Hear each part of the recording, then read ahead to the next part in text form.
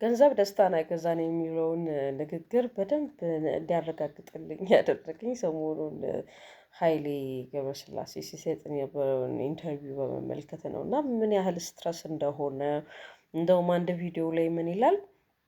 መኪና እየነዳሁኝ ላይክ ስትረስድ ሆኜ ሳላስበው እየነዳው ድንገት ቤት እደርሳለሁ እና እንዴት ነው ምንም አደጋ ሳይደርስብኝ የደረስኩኝ እላለሁ። እና አንዳንዴ በቃ መቀጠር ሁሉ ነው የሚያምረኝ። በቃ ምንም ላይክ ጭንቀት ሳይኖርብኝ ስጋት ሳይኖርብኝ እንዴት ሆናል ሳይለል መኖሬ የሚል ነገር አነሳውኝ። እና ሉክ በዚህ ሰዓት የኃይሌን ሀብት ሁሉም ሰው ይመኘዋል አይደል? ሀብታም መሆን የሚፈልግ አሁን በዛ ደረጃ ላይ ስንደርስ ስፔሻሊ ለአንድ ተቀጣሪ ሰው የራሱን ቢዝነስ ኦን ማድረግ እንኳን አይደለም እንደ ኃይሌ አይነት የራሷን ትንሽዬ ቢዝነስ መስራት ትልቅ የህይወት ህልም የህይወት ግብ አድርጎ የሚኖር ሰው አለ።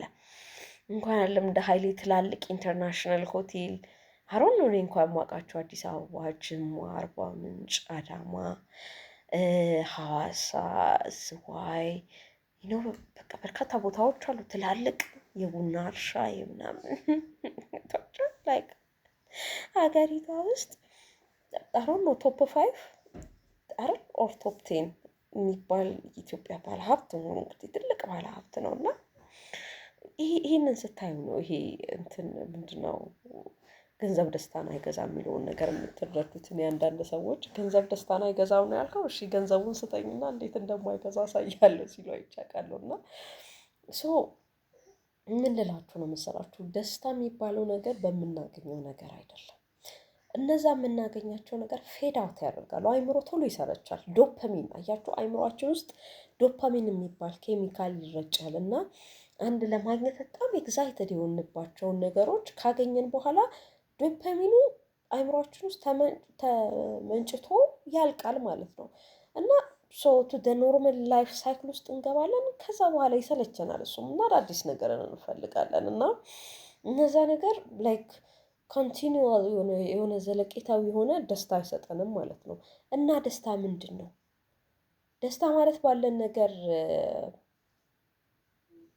ወይም ያለውን ላይፋችንን ተቀብለን መኖር ማለት ነው። ላይፋችንን ኦኬ ደስታ ማለት ነገ ይሄንን ሳሳካ ይሄንን ሰውን እዚህ ደረጃ ስደርስ እንደዚህ ሰው እንዲህ ሲሳካልኝ ከዛን ደስተኛ እሆናለሁ ብለን ቀጠሮ ሰጥተን በቀነ ቀጠሮ የምናደርገው ነገር አይደለም። ያኛው ደስታን እናገኘዋለን ግን ዘለቂታዊ አይሆንም። ገብቷል? ምክንያቱም እነዛ ጉዳዮች ይዘው የሚመጡት የራሱ የሆነ ሀስል አለው፣ የራሱ የሆነ ጭንቀት አለው፣ የራሱ የሆነ ሀሳብ አለው፣ ስትረስ አለው፣ ጉዳይ አለው። አንዱን ነገር ስታገኙ እሱ ላይ መጨመር ነው የምትፈልጉት፣ እሱ ላይ ማደግ፣ መለወጥ፣ መሻሻል። ዝም ብላችሁ ይኸው ኢንድለስ ነው የሚሆነው። ኢንድለስ የሆነ ገብቷችኋል? እዚህ ላይ ስደርስ እደሰታለሁ ስትሉ ስትደርሱ እንደገና ያፌድ ያደርጋል። እንደገና ተጨማሪ ትፈልጋላችሁ ከዛን ላይፋችሁን ሳትደሰቱበት በስትረስ ነው በቃ የሚያልፈው፣ በስትረስ ነው የሚያልፈው። እና እኔ አሁን ቁጭ ብዬ አይ ባለኝ እደሰታለሁ ምናምን ስለው አይምሮዬን ምን አለሽ ይለኛል። እግዚአብሔርን ነው እላችሁ። እና ምን አለሽ ሲለኝ አይ ጤና አለኝ ምናምን ካልኩት እሱ ማንም ጤና አለው ይለኛል። ማለት አብዛኛው ሰው እኮ ጤና ኖሮት እየተንቀሳቀሰ ነው ምናምን። እንደዚህ አይነት ቤት ውስጥ እየኖርሽ እንደዚህ አይነት ላይፍ እንደዚህ መድረስ ነበረብሽ እኮ፣ ጓደኞችሽ እኮ እዚህ ደርሰዋል፣ እነንትና እኮ እዚህ ደርሰዋል ምናምን ብለው የምር አይምሮዬ ሊያሳየኝ ይሞክራል። እና ምን እለዋለሁ መሰላችሁ አሁን ላይ የምለው ነገር ዋናው እየጣርኩ ነው። ሰው መጣር ነው ያለበት። በቃ ዋናው እየጣርኩ ነው። እና ካጣርኩም ደግሞ እንዳልጥር አድርገኸኛል እለዋለሁ። አይምሮዬን አንተ እኮ ነው እለዋለሁ። ግን እየጣርኩ ነው፣ እየሞከርኩ ነው። ገብቷችኋል? እየሞከርኩ ነው፣ በደንብ እየሞከርኩ ነው። ስፔሻሊ አሁን ላይ በደንብ እየሞከርኩ ነው። ስለዚህ በቃ መሞከሬ በቂ ነው። ላይክ ባልሞከርኩባቸው ጊዜያቶች በስንፍና ያዘን ነበረ። እንደዚህ አልነበረም። ከዚህ በተሻለ መሄድ አለብኝ ብዬ በስንፍና ያዘንኩባቸው ጊዜያቶች ነበሩ። አሁን ግን ያንን አይደለም የማየው። አሁን ግን የማየው እየሞከርኩ ነው እና በቂ ነው ማለት በቂ ነው። በቃ ያለሁበት ሁኔታ በቂ ነው። እና በጣም በምን እጽናናለሁ መሰላችሁ? በመጸለይ። በቃ አሁን ላይ በህይወቴ አድርጌ ከማላቃቸው ነገሮች ውስጥ አሁን ላይ ህይወቴ ውስጥ እየተለማመድኩኝ የመጣሁት ነገር በቃ ጸሎት ነው። ረጅም ሰዓት ጸሎት ሳይሆን አጭር ጸሎቶች እና በቃ እግዚአብሔር ከኔ ጋር ነው። በቃ ዳር ኢዝ ኢነፍ ዳር ኢዝ ኢነፍ ሁሉም ነገር ስኖር ነው። እና ምንም ነገር ከአይምሮ ሰላሜ አላስበልጥም አላስቀድምም። እና ልክ ያ ነገር የአይምሮ ሰላሜን የሚያውቅ ከሆነ የአይምሮ ደስታዬን የአይምሮ እረፍቴን የሚያውቅ ከሆነ አቮይድ ነው ማረገው። የትኛውም ሰው ህይወቴ ውስጥ ጭንቀት የሚሰጠኝ ከሆነ ሁከት የሚሰጠኝ ከሆነ የሆነች ትንሽዬ ደስታ ሰጥቶኝ ከዛ ነገ ሀዘንን የሚሰጠኝ ከሆነ በቃ ከዛ ሰው ነው የምርቀው። ምንም ነገር ከሰላሜ አይበልጥም ማለት በዚህ ሰዓት ምንም ነገር ከሰላሜ አይበልጥም። በቃ አይቼዋለሁ። የአይምሮ ሰላምም የአይምሮ ደህንነትን የመሰለ ነገር የለም። በጭንቀት ውስጥ እንደመኖር የሚያስጠላ ነገር የለም ማለት እንደዛ አስገዳጅ ነገር ውስጥ ካልሆናችሁ ማለት ነው። በጤና መታወክ በቤተሰብ ጉዳይ በራስ ጉዳይ ለመጨነቅ አስገዳጅ የሆኑ ነገሮች ይኖራሉ። ሰዎች የሚጨነቁበት ነገር ሰው ቢታመምበት ሰው ይጨነቃል፣ ሰው ቢታሰርበት ሰው ይጨነቃል። ሰው የሆነ በጣም ኪሪየስ ሆናችሁ የግድ የሚያስጨንቃችሁ መፍትሄ የምትሹለት ጉዳይ ይኖራል። ከዛ በተረፈ ግን ደግሞ የሆነ ህይወታችሁን ሁከት ውስጥ የሚከት በቃ ሰላም የሚነሳችሁ እግዚአብሔርም በቃ ከዛ ነገር እኔ ራሴ ነው በቃ ማርቀው። በቃ እንደ አይምሮ ሰላም እንደ አይምሮ ጤንነት አሁን ላይ የምደራደርበት ነገር የለም። በምንም ነው የማልደራደረው። በአይምሮ ሰላም ጉዳይ በአይምሮ ጤንነት ጉዳይ በምንም አልደራደርም። ማለት ሲቀር ይቀራል ሲቀር ይቀራል። ምንም ነገር ስትረስድ እንዲያደርገኝ አልፈቅድለትም። በቃ ሲቀር ይቀራል እና ተደሰት እለዋለሁ። አይምሮዬን አስገድደዋለሁ። ተደሰት ባለኝ ነገር እግዚአብሔርን አመስግን እለዋለሁ።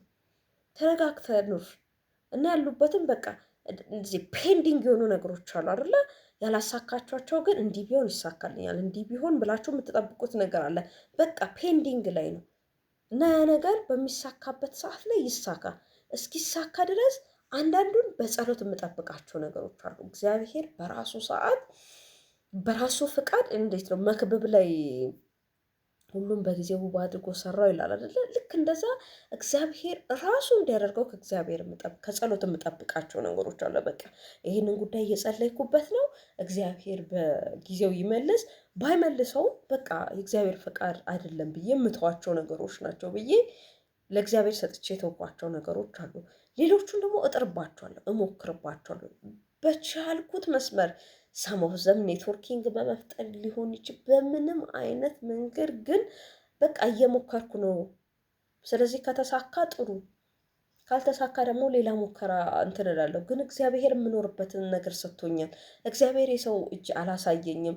ራሴን ማስተዳደር እችላለሁ። ከማንም ምንም አልጠብቅም። ጥገኛ አላደረገኝም። እና ለምንድን ነው ለኤክስትራ ነገር የምታስጨንቀኝ እለዋለሁ። አይምሮዬን አልፈቅድለትም። በቃ እንኳን ሀብታም ሆኜ ለመጨነቅ ማለት ሀው ዳዝ ዳት ሀፕን ነው የምለው ምላችሁ። ሀው ዳ ኢት ሀፕንስ እኮ እነዛን ሰዎች ጀጅ እያደረግኳቸው ምናምን ሳይሆን ግን እኔ አሁን ላይ ራሴን የማለማምደው ነገር ለእንደዛ አይነት ኤክስትራ ጭንቀት ነው። አይምሮዬን ለእንደዛ አልጋብዘውም ወይም እድል አልሰጠውም። በቃ ባለው ነገር ተረጋግቶ ነው። የማንንም ሰው ህይወት የመኖር ኃላፊነት የለብህም። ከማንም የመብለጥ ኃላፊነት የለብህም። አይምሮዬ በጣም ተረጋጋ ነው የምለው። ማንንም መብሰል፣ ከማንም ጋር ኮምፒት ማድረግ፣ ማንንም መብለጥ፣ ከሰው በታች አልሆንኩም፣ ከሰው በላይ ከሰው እኩል ሆንኩም፣ ምንም ከሰው ጋር እንትን የሚልህ ነገር የለም ነው የምለው አይምሮዬ። በቃ አንተ የምራመድበት የህይወት ፓዝ አለ። በዛ ፓዝ መሰረት እየጣርኩኝ እየደከምኩ እየለፈው እስከምችለው ድረስ እስከምችለው ጥግ እጥራለሁ። ከዛ በተረፈ ያሉ ጭንቀቶችን ግን አላስተናግዳችሁም ነው የምለው አይምሮዬን። ጠዋት ተነስቼ ነው ደህና ነኝ አይምሮ ይለዋለሁ። ልክ ልቤ ሊመታ ሊጨነቅ ሊታወቅ ፍርሃት ሊሰማኝ ሲል ኖ ደህና ነኝ፣ ሁሉ ሰላም ነው፣ ምንም ችግር የለውም በጣም አሞኬ ከረንትሊ የሚያስጨንቀኝ ነገር የለም። እነዛን እግዚአብሔር ይፍታ። እንደዛ ከአይምሮ ሰላም ምንም አይበልጥም። ሲቀር ይቀራል ማለት ይህንን ዓለም ትታችሁ ስትሄዱት ሁሉንም ነገር ግፍ አድርጋችሁ ትታችሁት ነው የምትሄዱት። አደራ የምትሉት ነገር ራሱ የለም። ስለዚህ እስካለን ድረስ የአይምሮ ሰላም፣ የአይምሮ ደህንነት፣ የአይምሮ ጤና አእምሮን እንደመጠበቅ የመሰለ ነገር የለም። ሄድ ኦፊሱ እዚህ ጉዳይ ላይ ሌላ ጊዜ አወራለሁ። አይምሮ ሄድ ኦፊስ ነው። ሄድ ኦፊሱ ከተበላሸ the whole body